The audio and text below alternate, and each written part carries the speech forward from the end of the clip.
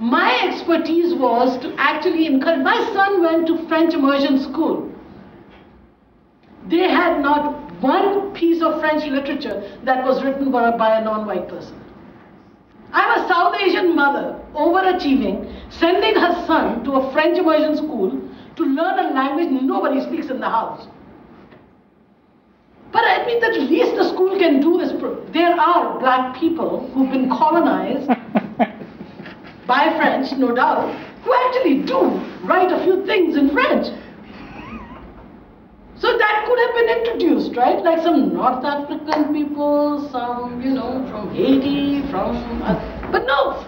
So I asked the school, do you have an anti-racism curriculum? And they're like, absolutely. Nobody can call anybody a name in the courtyard. And I'm like, I bloody well hope so. I'm like, that's got nothing to do with anti-racism curriculum. I'm asking, is there curriculum in the school that is written by non-white people who speak and write in French? No. That's a problem. That's a real problem. And I think that's where the young people will learn about themselves when they feel empowered.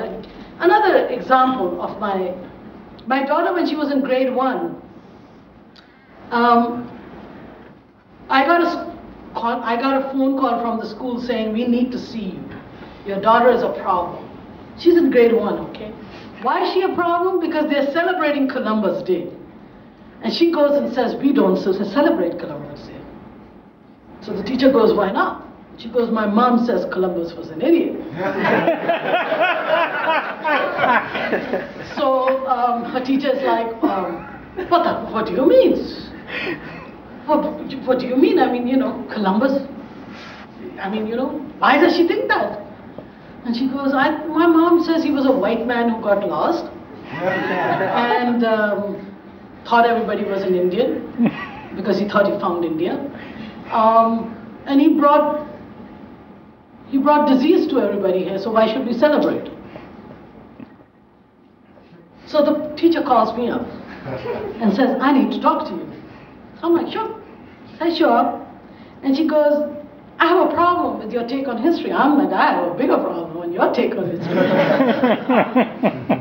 Because how can you tell my immigrant child to be complicit in the ongoing colonization of Aboriginal people by telling them this nonsense that Columbus was some kind of, you know, discoverer, and he discovered America, but America was never lost to be discovered.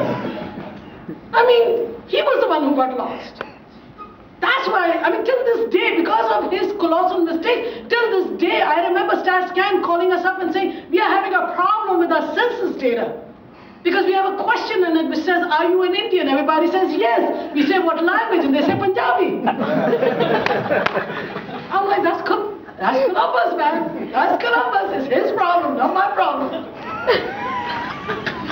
But you see what I'm saying? I mean, why is it that I have to go out of my way to learn? If my children learn history this way, they'll find it a lot more interesting. That's all I'm suggesting. I mean, my son, for instance, he had one math teacher in grade 10. He comes home and he's like, Mom, my teacher came up to me, he's a white guy. And he said to me, so, Mr. Responsible. And I'm like, what do you mean? And he's like, isn't that what your name means in Arabic? And he goes, Ma, I was so shocked. The guy actually knew my name. He knew that Imad means responsible. And you know what he taught us? He told us that math. Do you know that algebra was discovered by an Arab? His name was Al-Jabr. Suddenly he was like, hell, we're not just responsible for 9/11. We have done a few things in life. You know what? That was the only year he got good marks in math.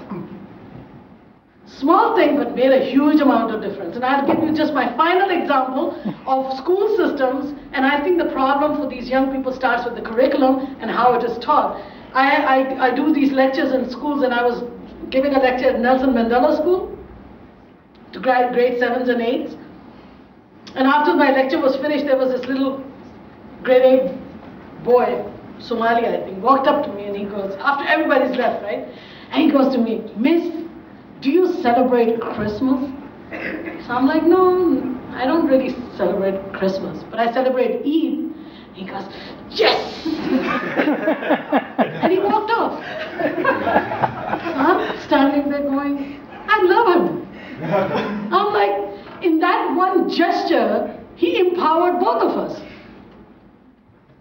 That little gesture meant more to him and to me than anything I said in that lecture. Because here was a guest speaker, a person of supposedly some power, who has something in common with this kid. It made a huge amount of difference. I can't understand why schools don't invite immigrant parents to come and talk about something other than their victimization. I mean, I don't understand why schools don't invite me to come and talk about not my immigrant passage to Canada, but the fact that I have 2 degrees in English literature. And I can speak about Shakespeare probably better than most teachers can. But I'm a South Asian mom. I'm supposed to talk about forced marriages. I'm not supposed to talk about Antony and Cleopatra, for God's sake. That would be just too much. My black friends are invited to come and talk about race. They're like, I'm not an expert on race, I'm an expert on quantum physics. Race is something I have to, deal with. My Chinese friend was invited into the school system to come and talk about Chinese history. So he comes and he starts talking about the Exclusion Act. And the teacher goes, no, I want you to talk about the Ming Dynasty. And he's like, I don't know about the Ming Dynasty. How the hell would I know about that? I know about the Exclusion Act. I know about the Chinese history in Canada. I'm Canadian. I was born and brought up here. It's like, oh, slight problem. These kinds of little things. I have so many of these incidents that have happened. If these little things actually mean something, then our kids will come out of the school system in a very different way. Particularly new immigrants. Because their parents may have done something else in their countries of origin. What they are doing over here is almost, I can tell you, almost 90% sure is less than what they were doing someplace else. So that, but they have skills and knowledge. Like all my Somali, friends, they're professors and doctors and this and that. Why can't we invite them in and talk about their professions? They talk about their skill sets, as opposed to making cookies or talking about ridiculous things. Like I was actually asked by Toronto Star to talk about holding hands in a culturally specific way. They asked me what is the significance of holding hands in the South Asian community. And I'm like, I don't know, there are over 1 billion South Asians. I have no idea what they think about holding hands, but I can tell you what I think. I'm like, I usually hold my daughter's hand out of affection. I usually hold my husband's hand out of, sheer frustration. And I would love to hold Denzel Washington's hand, but it's not available. So, what can I tell you? That's my take on South Asian significance. And that's the level of stereotyping that goes on. I have been invited into the school system to talk about arranged marriages. I'm not an expert. I'm not Fiddler on the Roof. I'm not an expert on arranged marriages. I mean, I'm not an expert on immigration either. It's just something I did. I do know something about international law. I have a master's degree in it. I do know something about English literature, and I do know something about international relations and government and public policy. But nobody wants to listen.